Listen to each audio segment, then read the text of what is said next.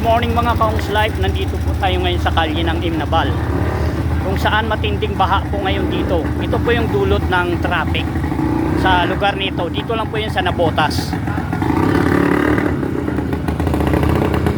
Yan ang mga sasakyan po dito ngayon lumulusog sa baha.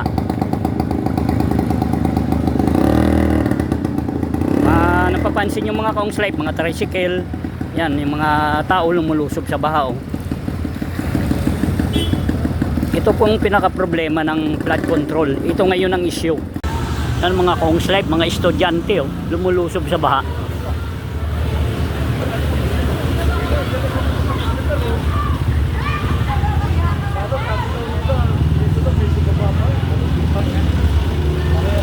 Bit-bit na nila ang kanilang mga sapatos.